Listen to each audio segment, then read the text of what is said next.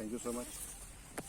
तो सवाल सबसे पहले हम जितने भी मेरा टीम आए हैं एक एक कर दो चार सवाल करेंगे। तो चलिए आप पे से कोई एक पहला शुरू कीजिए। तो चलिए सर, सबसे पहले जनता का ये सवाल रहा पिछले कल तक कि एजुकेशन सेक्टर में आपने कहाँ तक पहुँचा है, कहाँ तक काम किया है, और अनएम्प्लॉय यूथ के लिए आपने आज तक कहाँ तक काम किया है। ये दो सवाल आपका सबसे पहला है। एजुकेशन सेक्टर्स का देखिए, एजुकेशन सेक्टर्स को ओवरहॉलिंग करने के लिए बहुत ढेर सारा काम करना होता है।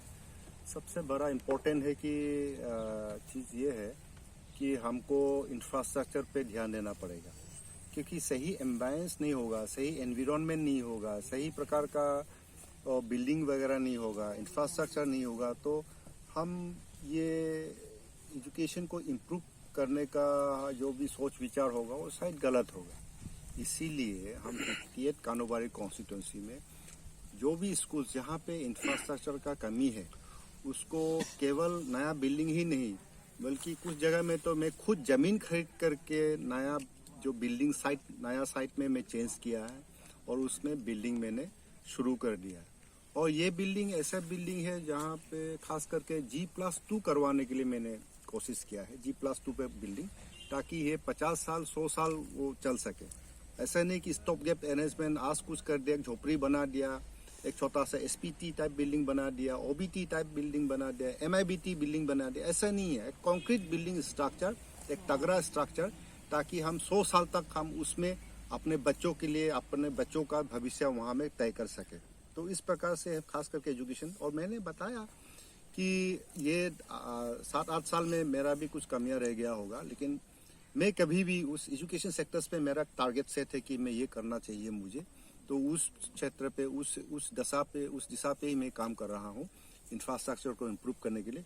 आप देखिएगा कि नेक्स्ट ईयर से जितना भी गवर्नमेंट स्कूल से अरुणाचल प्रदेश का कानोबारी हमारा कॉन्स्टिट्यूंसी में हर स्कूल में सफिशिएंट टीचर्स होगा। ये मेरा आश्वासन है, ये मेरा पूरा विश्वास है कि मैं उस स्कूल्स में मैं सफिशिएंट टीचर में पोस्ट कर पाऊंगा। जी, दूसरा सवाल ये था कि अनएम्प्लॉय यूथ बहुत सारा है हमारे 58 कानोबारी में, लेकिन उसके लिए आपने क्या किया है, ये सवाल था कुछ लोगों का। हाँ, मैंने कोशिश किया था कि अलग अलग जो गवर्नमेंट स्कीम्स के अंतर्गत कि हमारा यूथ को एम्प्लॉय करने के लिए, लेकिन at the end of the day the most important thing जो हमने जो मिस आउट किया है वो है कैपेसिटी बिल्डिंग। कैपेसिटी बिल्डिंग बोलने से ऐसा होता है कि गवर्नमेंट का पैसा दिया हुआ है, गवर्नमेंट का लोन्स है, गवर्नमेंट का स्कीम्स है, लेकिन उसको अवेल करने के लिए केवल एप्लीकेंट जरूरी नहीं है। केवल एप्लीकेंट होने से नहीं होगा, वो यूथ्स को वो पर्टिकुलर स्किल में वो एक्सपर्टाइज होना पड़ेगा। कोई अगर एनिमल रियरिंग करने का सेक्टर्स पे हो, कोई फार्म सेक्टर्स हो व नॉन फार्म सेक्टर्स हो, उसमें उसका एक्सपर्टीज नहीं है एक्चुअली। तो अभी मुझे लगा कि इसके लिए हमें जो स्किलिंग बहुत जरूरी है, कैपेसिटी बिल्डिंग का बहुत जरूरी पड़ रहा है। तो हम इसीलिए अभी मैंने ये अनाउंस भी घोषणा भी किया है कि next year would be the year of youth empowerment, youth development. और उसमें मैं चाहता हूँ कि खास करके कानोबारी में जितना भी है, यहाँ से रॉ मटेरियल्स बाहर जाने के लिए नहीं दे करके हम यहाँ से पैकेज हमारा जितना भी गुड्स होगा, वैल्यू एडिशन करने के बाद जो भी पैकेज होगा, पैकेजिंग होगा, प्रोसेसिंग होगा, जो प्रिजर्वेशन वगैरह इस्तेमाल करके होने से भी एक पैकेज फॉर्म में जाना चाहिए कानोबारी से।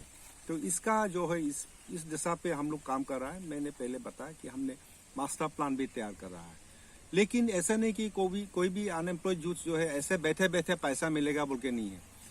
इनका स्किलिंग होगा, इनको ट्रेनिंग दिया जाएगा, राइगरस ट्रेनिंग दिया जाएगा, उस ट्रेनिंग के लिए फंडिंग दिया जाएगा, और वहाँ से जब पास आउट होगा, शायद लग सकता है 6 महीने का ट्रेनिंग हो, 1 साल का ट्रेनिंग हो, उसके बाद ये यूथ्स को क्या होगा कि उनको हैंड होल्डिंग किया जाएगा, कुछ मतलब उनका जो फंड्स अवेलेबल कर दिया जाएगा कि उस क्षेत्र में उसको काम करना ही पड़ेगा, वहाँ से वो बाहर नहीं हो। जो हाईली मोटिवेटेड यूथ्स को ही हम हैंड होल्डिंग कर पाएंगे। ऐसे नहीं कि कोई टॉम डिक एंड हैरी आ गया कि यहाँ से पैसा लेके चला गया, किसी से कुछ फैसिलिटीज लेके चला जाएगा और वो रफू चक्कर हो जाएगा, ऐसे नहीं होने देंगे। तो उसमें जो भी है यूथ से जो हाईली मोटिवेटेड होगा उनको हम जरूर फैसिलिटेट करेंगे, उनको जरूर जो भी हेल्प हो सकता है हम देंगे, उन पर मॉनिटरिंग किया जाएगा, उनका सही काम हुआ कि नहीं हुआ उस पर कड़ी नज़र रखा जाएगा, ताकि वो केवल हमारे सरकार के लिए नहीं है, कोई गवर्नमेंट को पर्टिकुलर डिपार्टमेंट के लिए नहीं, वो अपने आप के लिए, अपना परिवार के लिए, अपना गांव के लिए कुछ करे। और उससे क्या होगा कि अगर हाईली मोटिवेटेड जो कम से कम कानूबारी में अगर 10 आदमी भी निकल जाता है, तो 10 आदमी क्या करेगा, अपना बिजनेस एस्टेब्लिशमेंट करेगा। जब बिजनेस एस्टेब्लिशमेंट करेंगे तो वहाँ में वो कुछ लोग को एम्प्लॉय करेंगे, तो वो अपना ही आदमी को एम्प्लॉय करेगा। तो वो एक केवल वो क्या बोलता है, एक वो केवल एक बिजनेस ही नहीं बल्कि वो दूसरों को एम्प्लॉय करेंगे और लोगों को उसमें एंगेज कराएंगे, तो उनको भी एक इनकम करने का जरिया हम तैयार कर सकते हैं, दे सकते हैं। सर, और तीसरा सवाल ये है कि आज आपने कई सारे स्कीम्स को लेकर अभी इनोग्रेट हुआ, जिसके लिए आपका बहुत बहुत शुक्रिया। और हाल ही में इस साल पिछले 1973 से लेकर एलबी रोड को लेकर खासकर बहुत सारे कमेंट्स भी आए, आपने खुद देखा होगा, सुना भी होगा। कई तरह के लोगों के कमेंट्स थे जो 1973 के बाद जो एलबी रोड जो नया स्कीम आया है, जिसका अपने सीआरएफ के अंदर जो रंगलो रूसा तक तो हो गया, लेकिन बाकी जो है पीएमजीएसवाई के अंदर में क्यों कन्वर्ट करना पड़ा और क्यों इतना देरी होना पड़ा, ये कमेंट्स था लोगों का। जबकि कंटिन्यू आप जो सीआरएफ के अंदर जो टू लेन लॉन्डिंग तो होना चाहिए था, यही था सवाल। देखिए, गवर्नमेंट ऑफ इंडिया एक जैसे पहले बताया कि प्रोजेक्ट प्रपोजल्स देने में, कॉन्सेप्चुअलाइज करने में, इसका डीपीआर वगैरह वगैरह करने में, देन सबसे बड़ी बात है कि जो फंडिंग एजेंसी के पास एक लिमिटेड फंड्स होता है, तो केवल कानूबारी का ही नहीं बल्कि सारा अरुणाचल प्रदेश का 60 कॉन्स्टिट्यूंसीज को देखभाल करना बहुत जरूरी होता है, उसका नेसेसिटी हो जाता है। तो इसलिए फेस वाइज हमको रिलीज कर रहा था। तो क्या हो गया कि हमने फर्स्ट फेज में कामकू रूसा से रांगलोआ तक हमने वो कंप्लीट कर दिया। अभी देखिए बाकी बात, अभी हमको फिर अनदर 10 करोड़ आ रहा है सेकेंड फेज में। तो लेकिन बात यह है कि वहाँ से हम बात की बात हम रांगलोआ से रूसा तक भी पहुँचा पाएंगे। लेकिन मेरा कॉन्स्टिट्यूंसी में देखिए एलबी रोड से 24 विलेजेस को डायरेक्टली एंड इनडायरेक्टली टच करता है। लेकिन मेरा मुहिम ये 2000 में विधायक बनने से पहले मेरा हमेशा ये टारगेट रहा है कि एलबी रोड को अपग्रेड करना है, एलबी रोड को रिवाइव कराना है, एलबी रोड का सही अपग्रेडेशन होना जरूरी है। तो लिहाजा डे 1 से मैंने कोशिश किया। लेकिन ऐसा होता है कि कोई बाजार में कोई पकौड़ी खरीदने का जैसा तो नहीं होता है ना, दे दो भाई पैसा दे दो और ले लो, ऐसा तो नहीं होता, उसमें समय ही जाता है। उसमें डे 1 से हमारा स्टेट गवर्नमेंट का कमिटमेंट है कि एलबी रोड को अपग्रेड करने का। उस कमिटमेंट के तहत अभी क्या हो गया कि हमारा फर्स्ट फेज खत्म हो गया। अभी सेकेंड फेज जो है अभी 10 करोड़ रुपया अभी हाल ही में अलॉट हुआ है हमारे गवर्नमेंट ऑफ इंडिया से। लेकिन वो तो रूसा तक ही पहुंच पाएगा 0 पॉइंट का देखा जाए तो लेकिन मेरा तो चुबाम सर्कल तो फंसा हुआ है। तो उनको कैसे फिर वो सेक्टर्स को, अभी 50 साल हो गया है कि मेरा चुबाम सर्कल अभी भी अंधकार में पड़ा हुआ है, रोड कनेक्टिविटी नहीं होने की वजह से। अभी हमने क्या किया, तो जो भी हो 5.5 जो रोड विड्थ होगा ऑलमोस्ट हाईवे का बराबर है, इंटरमीडिएट रोड है, पहले का जैसा नहीं है, वो वाइडनिंग होगा। तो वो लॉन्डिंग से लेकर के टीवाई तक होगा। तो उसमें क्या होगा, मेरा चुबाम सर्कल कवर हो जाएगा, मेरा नामदिंग कवर हो जाएगा, वानू नक्शा कवर हो जाएगा, टीसिंग कवर हो जाएगा, देन टीवाई गांव कवर हो जाएगा, देन उसमें फायदा होगा, चोपनू को भी फायदा होगा। तो मेरा मेजोरिटी जो गांव में चाहता हूं कि जल्दी से जल्दी वो कवर हो जाए। तो इसी प्रकार से आपका लोहुआ का देख लो, रिम्पोंग से लेकर लोहुआ गांव तक 5.5 का इंटरमीडिएट रोड का ये किया है। जो लोगों ने कभी भी मांगा भी नहीं है, उनका केवल ये चाहा था कि इसका अपग्रेड हो, उसका पक्का हो जाना चाहिए, बा इम्प्रूवमेंट होना चाहिए। लेकिन हमने थोड़ा आगे फ्यूचर के लिए मैंने सोच करके मैंने इसको फिर वाइडनिंग के लिए मैंने प्रपोजल दिया, जो अभी इम्प्लीमेंटेशन शुरू हो गया। एलबी रोड का वहाँ से लेकर के कम से कम 20 किलोमीटर तेवाई तक 20+ किलोमीटर साइड हो सकता है, तो वहाँ तक इसका इम्प्लीमेंटेशन हो जाएगा। तो क्या होगा कि सारा का सारा चुबाम सर्कल जो है 1973 में उद्घाटन करके फेंका हुआ सरने के लिए दिया है उस रास्ता को, उसको हमने रिवाइव किया है। ये बीजेपी सरकार ने रिवाइव किया है। बीजेपी सरकार ने केवल रिवाइव ही नहीं, उसको वाइडनिंग करने तक का प्रोविजंस रखते हुए अभी काम शुरू हो गया है। तो हम आशा करते हैं कि ये साल इसका जो भी अपग्रेडेशन खत्म हो जाएगा और हमारे लिए खास करके चुबाम सर्कल के लिए एक राहत के रूप में उभर के आएगा। सर, 14 सवाल ये था कि हमारे लोंगडिंग डिस्ट्रिक्ट से जैसे क्लास 12 पास आउट होने के बाद हमें तेजू, पासीघाट, ईटानगर जैसे अलग डिस्ट्रिक्टों में जाना पड़ता है, जिसके लिए आपने जो अभी स्कीम अभी अंडर कंस्ट्रक्शन में है, कॉलेज जिसका अभी फंक्शनिंग होने में क्यों देर हो रहा है, और साथ ही एक ITI जो अभी तक बन चुके हैं लगभग, जिसका क्यों अभी तक देरी हो रहा है, ये कमेंट आप लोगों का। देखिए, ये सब कुछ जो भी काम होता है गवर्नमेंट का पॉलिसी और प्रोग्राम्स के तहत होता है। गवर्नमेंट अपना समय ले रही है, क्योंकि अभी ये जो अभी आपको पता होगा कि जो कॉलेज का जो फंड साइड 8-10 करोड़ रुपया दिया गया था, उससे इम्प्लीमेंटेशन चल रहा है। एक प्रोजेक्ट को इम्प्लीमेंट करने के लिए समय लगता है। सबसे बड़ी बात आप लोग ध्यान रखिए कि ये प्रोजेक्ट को इम्प्लीमेंट करने के लिए समय लगता है। प्रोजेक्ट को क्या बोलता है, सैंक्शन लाने के लिए समय लगता है।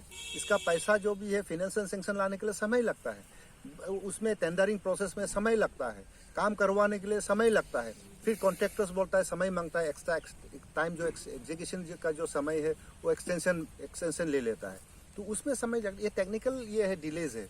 ये हमारा तरफ से पॉलिटिकल कमिटमेंट बा, मेरा जो कमिटमेंट में कोई ये में इसमें खामियां नहीं है। तो इसीलिए सबसे बड़ी बात है आप लोगों को ये समझने के लिए कोशिश की है कि एक प्रोजेक्ट को इम्प्लीमेंट करने के लिए कितना आदमी का इन्वॉल्वमेंट होता है, कितना समय लगता है। तो उसको देखिए कि जैसे मैंने पहले बताया ना, कोई आलू पूरी तो नहीं है, वो एक दे दो ले लो बोल के तो नहीं ला सकता है। इसमें बहुत काम होता है। अभी आज देखा होगा कि कानूबारी में मोर देन 50 प्रोजेक्ट्स का आज उद्घाटन हुआ है। ये 50 प्रोजेक्ट्स अभी कुछ 2018-19 का प्रोजेक्ट है भाई। ये अचानक एक प्रोजेक्ट लेके आया, आप इम्प्लीमेंट कर दिया, अचानक इसका ये इम्प्लीमेंटेशन नहीं हो सकता है, इसका समय लगता है। तो आप लोग भी समझने के लिए कोशिश कीजिए, आप लोग भी खुद भी एक ये चीज पर एक बारीकी से आप देखिए कि ये सच है कि नहीं है, कि एक प्रोजेक्ट को इम्प्लीमेंट करने के लिए कितना समय लगता है। अभी कॉलेज का देखिए, कॉलेज का जो 8-9 करोड़ रुपया जो दिया गया था 3-4 साल पहले, वो अभी भी इम्प्लीमेंटेशन चल रहा है, उसका एजुकेशन चल रहा है। अभी उसमें उसके बाद अभी एडिशनल फंड अराउंड 5 करोड़ का दिया, फिर एडिशनल फिर बिल्डिंग बनाना है, उसका कल परसों सैंक्शन होकर के अभी काम शुरू हो रहा है, उसका भी समय लगेगा। अभी ITI को लिखिए, सारा चीज एक कंपोनेंट, आपको केवल बिल्डिंग बनाने से नहीं होगा, उसमें क्या बोलो वर्कशॉप है कि नहीं है, प्रिंसिपल का क्वार्टर है कि नहीं है, टीचर्स का फैकल्टीज का क्वार्टर्स है कि नहीं है, अंदर में इंटरनल रोड्स का भी कंपोनेंट बनता है, देन उसका अप्रोच रोड्स का कंपोनेंट होना होता है, देन इलेक्ट्रिफिकेशन का होता है, देन वाटर सप्लाई का होता है, पेरेनियल वाटर उसमें सप्लाई होना जरूरी है। तो ये सब का चीज है, ये सब चीज जो ऑलमोस्ट हो गया है। फिर प्रॉब्लम आ गया आपका फैकल्टी मेंबर्स का। तो फैकल्टी मेंबर्स के लिए पिछले बार कैबिनेट में हमारा अरुणाचल प्रदेश का कैबिनेट ने डिसीजन लिया है, और अकॉर्डिंगली अभी क्या हो गया कि गवर्नमेंट की तरफ से वो पोस्ट तो सैंक्शन कर दिया है, लेकिन अभी उसको फिर रिक्रूटमेंट करना है। तो रिक्रूटमेंट जब करना होता है तो फिर वो SSB या तो पब्लिक सर्विस कमीशन के द्वारा इनका रिक्रूटमेंट होगा। अभी फिर वो चीज़ क्या हो गया कि पब्लिक सर्विस कमीशन और SSB अभी रिक्रूटमेंट नहीं कर पा रहा है, उनका भी वर्क प्रेशर है, वर्कलोड है। तो इसलिए जैसे ही इनका फैकल्टी का ये रिक्रूटमेंट हो जाएगा, हमारा ITI फंक्शनल हो जाएगा। और उसमें देखिए केवल कानूबारी का नहीं है, हमारा जो नामसाई में भी शायद ITI है, सेम स्टेज पे, केवल यहाँ का नहीं, लुमला का भी है। लुमला का ITI जैसे कानूबारी में जैसे पड़ा हुआ है, ऐसे पड़ा हुआ, क्योंकि this are still waiting that final जो भी है काम करना है, उसका वेट कर रहा है। जो जैसे हो जाएगा तो केवल कानूबारी का ही नहीं, लुमला का भी हो जाएगा, देन आपका नामसाई का भी हो जाएगा, साथ में हमारा वो ITI शुरू हो जाएगा। इसी प्रकार से हमारा जो यहाँ का कानूबारी का कॉलेज जो है, हमारा कानूबारी का कॉलेज और नामसाई का जो पियोंग में जो है वो कॉलेज साथ में इसका सैंक्शन हुआ है, वहाँ में भी काम चल रहा है, यहाँ पे भी काम चल रहा है। तो मेरा कहने का मतलब है कि हमको पेशेंस मेंटेन करना बहुत जरूरी है। ये कोई हम लोग का ये कानूबारी का थर्सडे मार्केट तो नहीं है, यहाँ पे एक हाथ से पैसा दे दो, दूसरा हाथ से सामान ले लो, जैसे तो होता नहीं। तो ये चीज़ आप लोगों को भी और हमारे लोगों को भी समझना बहुत जरूरी है कि हमको एक प्रोजेक्ट को इम्प्लीमेंट करने के लिए समय लगता है, वो समय देना बहुत ज़रूरी है। एक अगर ढलाई भी करता है, कुछ सीमेंट वर्क भी होता है, उसको भी क्यूरिंग होने के लिए मिनिमम 1 महीना 24-21 डेज तो जरूरी पड़ता है। तो हर कंपोनेंट, हर जगह पे, हर एक स्ट्रक्चर्स पे इस प्रकार से समय लिया होगा। उसका निर्धारित समय का अंतर्गत काम अगर नहीं होता है तो फिर ये लोग समय एक्सटेंशन करा लेता है। तो इसीलिए है कोई एक एग्जीक्यूटिंग एजेंसी या तो कोई MLA मिनिस्टर्स को कभी भी मतलब ये नहीं, आप ब्लेम नहीं कर सकता है कि ये देर हुआ है। मेरा लास्ट सवाल ये है कि खासकर कानूबारी के जो जनता है, इन लोगों का ये था कि जो कॉलेज और जो हॉस्टल जो होते हैं हायर सेकेंडरी लेवल में अभी तक बंद है, जो कि गांव से आए हुए मिडिल पास आउट होने के बाद सभी को बहुत ही ज़रूरत होता है, क्योंकि कानूबारी जैसे टाउन में आकर ये लोग रेंटेड में रहने में बहुत ही मुश्किल होता है, क्योंकि रेंट का भी बहुत हाई है, जिसके लिए हॉस्टल बहुत ज़रूरी है। इसके ऊपर आप क्या कमेंट करेंगे सर? देखिए, कानोबारी का जो हॉस्टल है वो कभी भी बंद नहीं किया, खुला था। सारा वाल खुला हुआ था, दरवाजा खुला हुआ था, खिड़की खुला हुआ था। कौन सा बंद हुआ था? कुछ भी तो बंद नहीं था, पूरा खुला हुआ था। तो ऐसे खुला वाला हॉस्टल तो कभी भी देखा नहीं है। आप खुद सोचिए, किसने बंद किया? किसी ने बंद किया नहीं। ऊपर में तो छत तो था, नीचे में फ्लोर तो था, लेकिन वाल तो खुला हुआ था, खिड़की वगैरह सब कुछ खुला हुआ था। मतलब ये आउटडेटेड हो चुका था, बहुत पुराना हो चुका था। हम अपने बाल बच्चों को एक हॉस्टल इमीडिएटली हमारा जो एकोमोडेशन को रिक्वायरमेंट को फुलफिल करने के लिए एक रिस्की बिल्डिंग में हम नहीं रख सकता है। बिल्डिंग कभी भी गिर सकता था। अभी वहाँ में वॉल नहीं है, कुछ भी नहीं है, अच्छा प्रॉपर स्ट्रक्चर है ही नहीं। अभी कितना वो साइड वो 30-40 ईयर्स का हॉस्टल था, तो वो वाला हॉस्टल हम कैसे खोल के देंगे? कैसे इसको बोलेंगे कि हमारा बाल बच्चों को? क्योंकि ऐसा होता है कि हमें से रिपेयर करके हमारा ज़िंदगी भर ही हम रिपेयर करते रहेगा तो वो नहीं होगा। एक लॉन्ग टर्म पॉलिसी के अंतर्गत हमें कुछ तो काम करना पड़ेगा। तो लिहाजा गवर्नमेंट ऑफ इंडिया से नेसिट से हमको 1 करोड़ मिला है, जिससे अभी हॉस्टल इतना बढ़िया हॉस्टल कंस्ट्रक्ट कर रहा है। अभी आप लोग खुद जाके देखिए, उस बिल्डिंग को देखिए कि one of the toughest, one of the strongest foundation लेकर के हमने कानोबारी का जो हॉस्टल कंस्ट्रक्शन अभी कर रहा है, उसका भी वो भी समय ले रहा है। कुछ दिनों का बाद ये जरूर ये हो जाएगा, इम्प्लीमेंट हो जाएगा। तो अब आप लोग खुद उस वो इनॉग्रेशन में आप लोग खुद आ जाइए, देखिए कि किस प्रकार का हॉस्टल हमने तैयार किया है कानोबारी के लिए। तो ये चीज़ है जो फैक्ट्स जो है पब्लिक के सामने रखना बहुत जरूरी है। और मैं जो बोल रहा हूँ ये फैक्ट्स है। अभी 8 करोड़ का 8 करोड़ का हमने हॉस्टल कंस्ट्रक्शन हम कर रहे हैं। ऐसा मतलब ये क्वालिटी काम हुआ है। शायद आप लोग अंदर में देखने से पता चलेगा कि उसका जो भी कंक्रीट्स वगैरह हो, जो वॉल हो, जो भी मटेरियल्स इस्तेमाल किया गया है, जो भी अंदर के स्टील मटेरियल्स इस्तेमाल किया गया है, this is one of the best structurally one of the best building, one of the strongest building हम कानोबारी हॉस्टल का हम बनवा रहे हैं। तो उसका हो जाएगा, अभी कुछ समय ले रहा है। तो हम जैसे ही ये कंप्लीट हो जाएगा तो हम कोशिश करेंगे कि हम हॉस्टल को खुलवाने के लिए। लेकिन मैं अपना बाल बच्चों को मैं रिस्क में नहीं डालना चाहता हूँ। एक टूटा हुआ बिल्डिंग में वहाँ में हॉस्टल के नाम पे वहाँ में मैं रखने के लिए मैं कभी कतई नहीं दूंगा नहीं, क्योंकि अपना ही बाल बच्चा है भाई। कल कुछ बिल्डिंग ढह जाएगा, कुछ गिर जाएगा तो कौन रिस्क लेगा? ये तो अभी का नहीं है। ये सब हॉस्टल जो पुराना हॉस्टल जो, हालांकि अभी वो बिल्डिंग जो है सब टूटा चुका है, एक्चुअली उसको डिसमेंटल कर दिया गया है। लेकिन इस प्रकार का बिल्डिंग में एक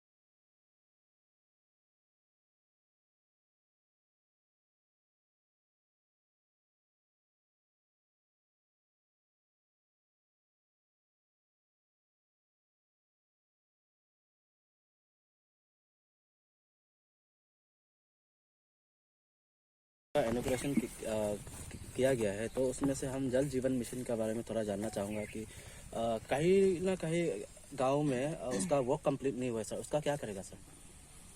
सब कंप्लीट हो जाएगा, सब कंप्लीट हो जाएगा। आप लोग भरोसा कीजिए कि कोई भी ऐसा स्कीम नहीं होगा जो पार्शली इम्प्लीमेंट। अभी सपोज लोंगवा गांव का भी अभी काम चल रहा है, अभी हासेरुसा का भी चल रहा है, कुछ चानू एरिया में भी कुछ चल रहा है। तो इस प्रकार से बहुत जगह है, गांव है जहाँ पे अभी कंप्लीट नहीं हुआ है। वो मेरे ख्याल से वो जल्दी ही मतलब सबको पानी जो हर नल में जल जो भी है वो हो जाएगा। उसके लिए ये ज़्यादा चिंता नहीं करने का। क्योंकि और दूसरा चैलेंज ये है कि डिपार्टमेंट को, कि आपने देखा होगा कि एक जेजेएम में एक टाइट बजट का अंतर्गत काम करना होता है। हर चीज़ के लिए एक मतलब स्पेसिफिक पैसा दिया जाता है। लेकिन ऑन द ग्राउंड जब इम्प्लीमेंट करने का होता है तब क्या होता है कि कुछ प्रॉब्लम्स आ जाता है।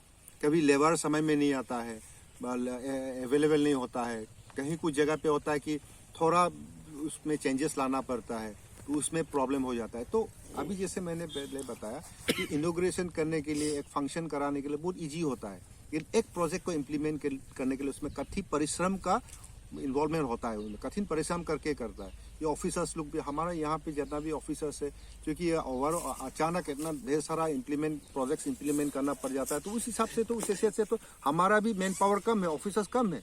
ये ऑन द साइड इंजीनियर होना होता है, तो हर प्रोजेक्ट में जाकर के डेली बेसिस मॉनिटरिंग करना होता है और हर चीज़ को देखना होता है, तो ये सब बहुत इशूज आ जाता है।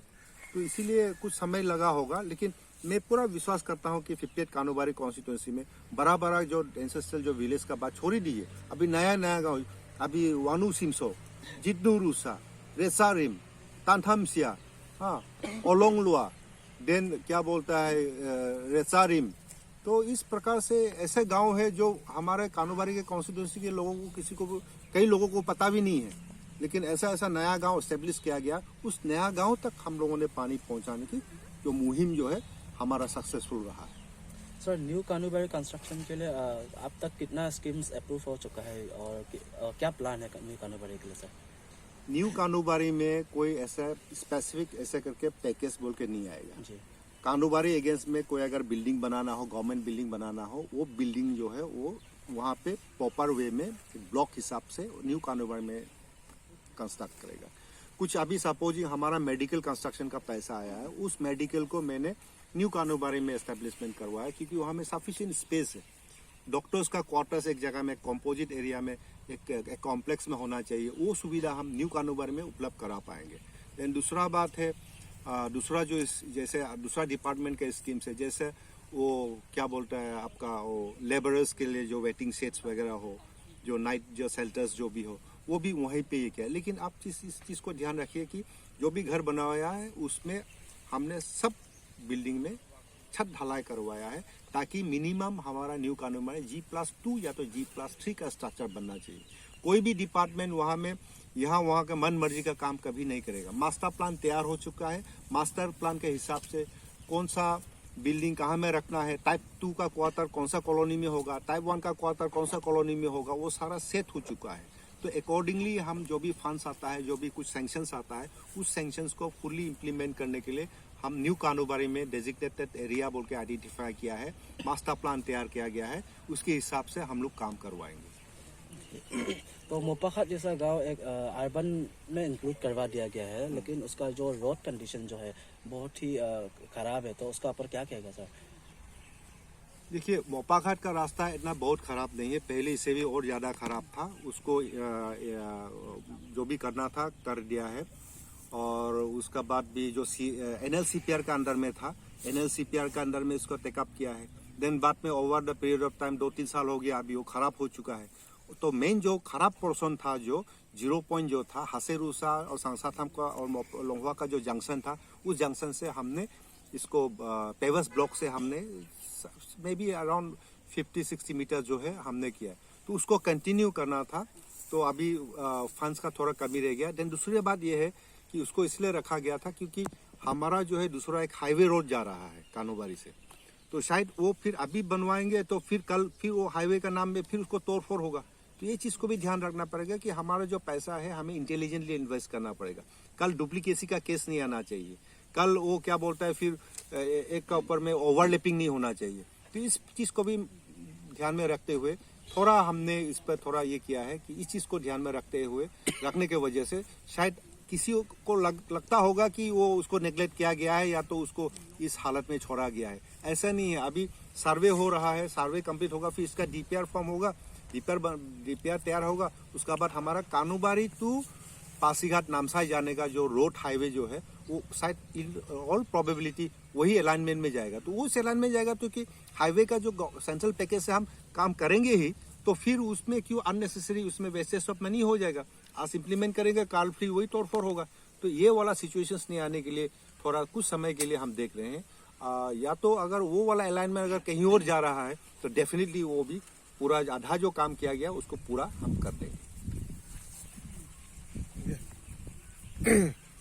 सर, ये चुबम का जो रास्ता है, ये आपका जो नैनो टेक्नोलॉजी फेल हुआ है बोल के गवर्नमेंट खुद एक्सेप्ट करता है, तो वो रास्ता तो सर अभी उसको क्या है आपका विचार उसमें?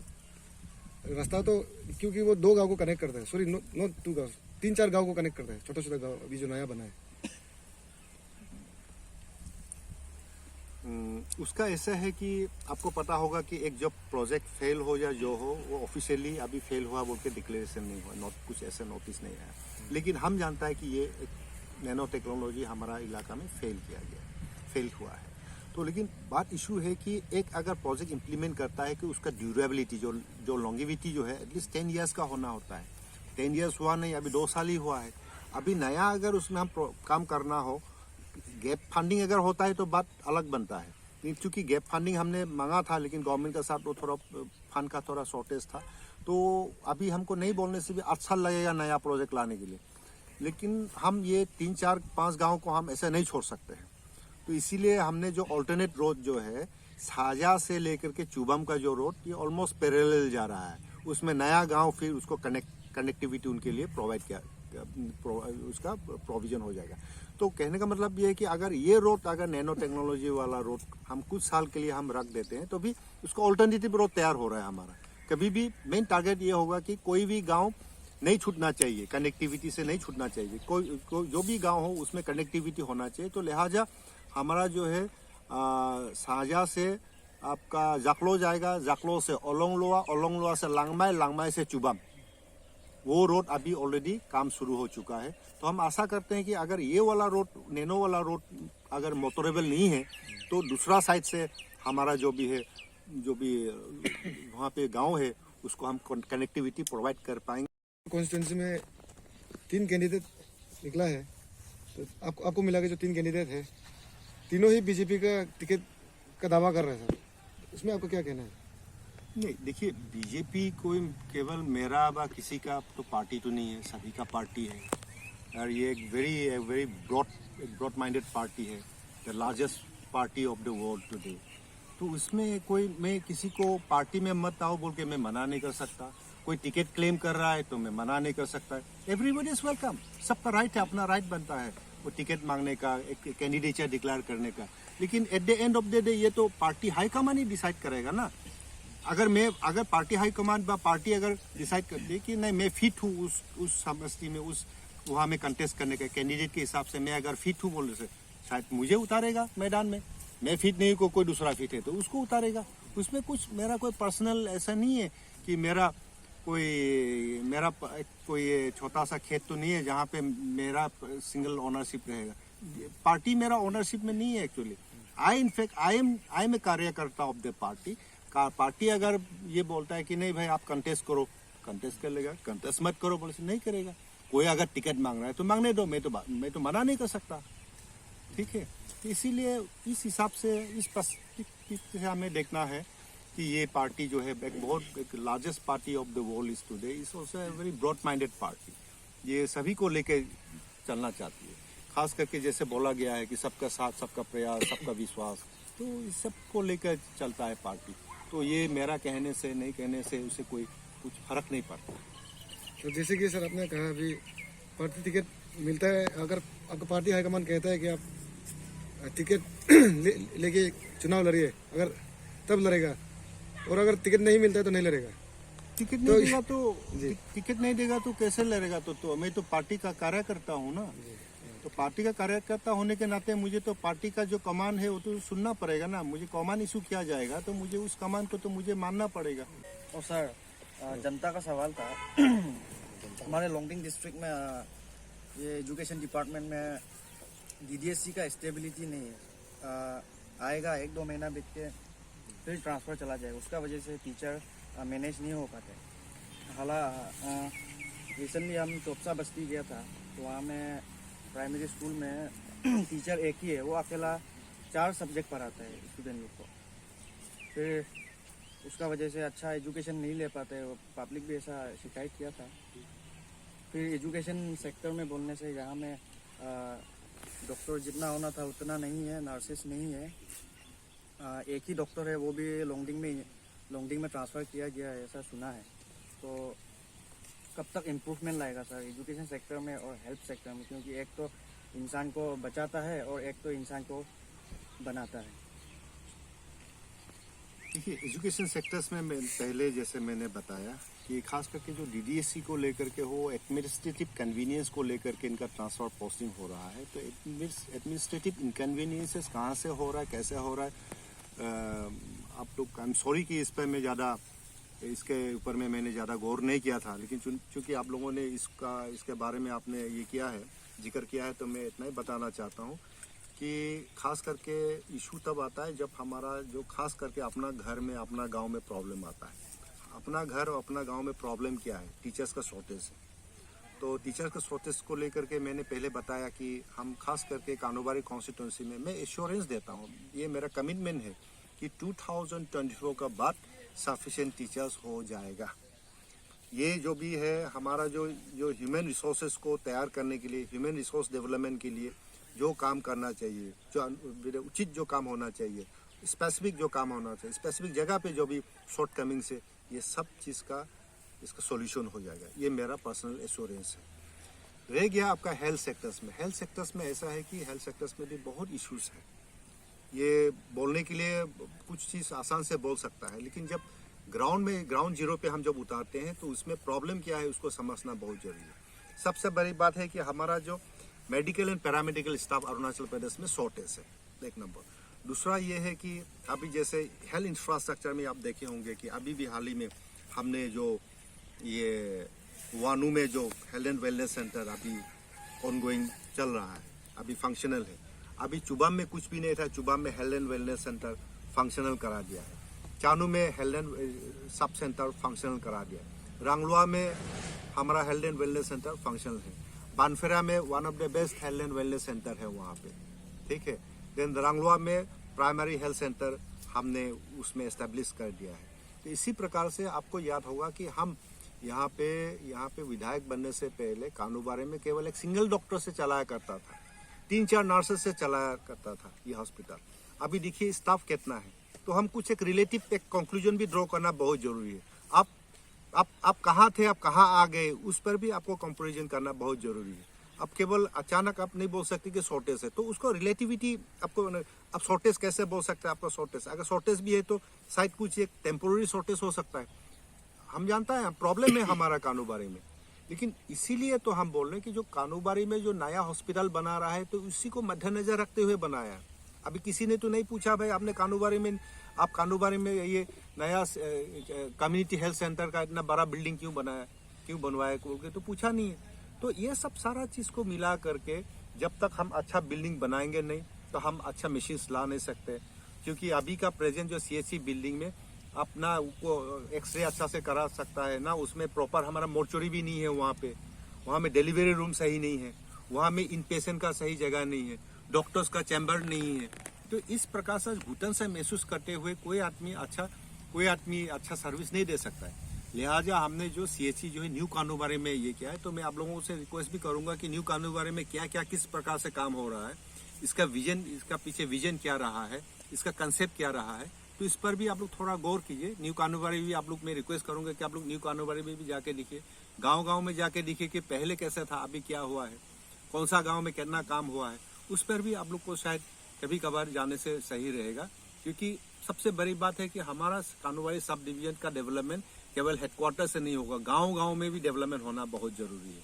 तो हम चाहते हैं कि क्योंकि आपको पता होगा कि पहले के दिन में क्या होता था, छोटा सा एक थोड़ा जगह खाली करके प्लेन करके कटिंग कर देता था, तो उसको बोलता था भाई ये प्ले ग्राउंड है, बोलता जनरल ग्राउंड है। तो ऐसा नहीं होना चाहिए। ये तो एक स्पेसिफिक एक इसका लेंथ एंड ब्रेथ होना चाहिए, स्पेसिफिक साइज एक होना चाहिए, स्टैंडर्ड साइज जो है कम से कम उसको तो मेंटेन करना चाहिए।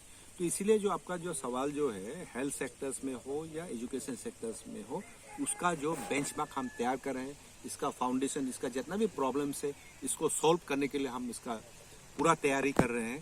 तो हम आशावादी हैं, हम आशा करेंगे आने वाले दिन में इन नेक्स्ट टिल 2029 कोई हेल्थ का प्रॉब्लम, हेल्थ का जो हेल्थ रिलेटेड इशूज हमारा सामने नहीं होना चाहिए, एजुकेशन रिलेटेड कोई भी इशू नहीं होना चाहिए।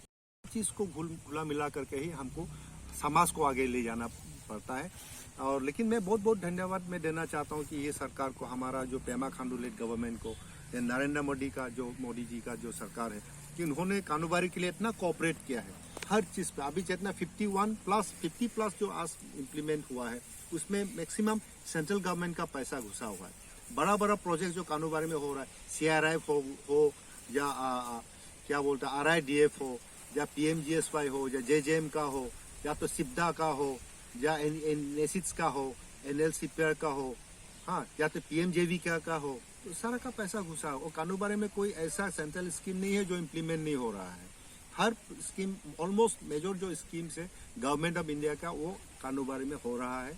मैं बहुत बहुत खुश हूँ और आशा करते हैं कि आज जितना काम हुआ है उससे ज़्यादा आने वाले दिन में हम लोग जरूर काम करेंगे।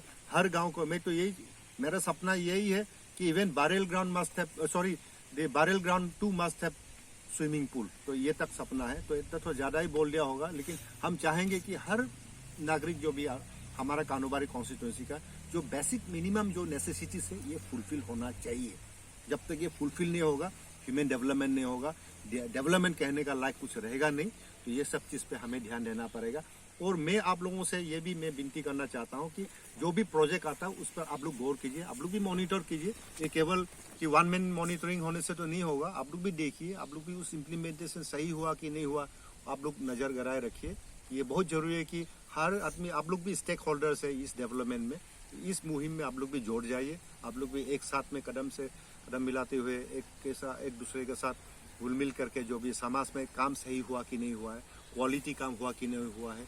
अभी हमारा 1971 के बाद छोड़ा हुआ रास्ता, अभी इतना साल के बाद, 50 साल के बाद LB रोड का कंस्ट्रक्शन चल रहा है।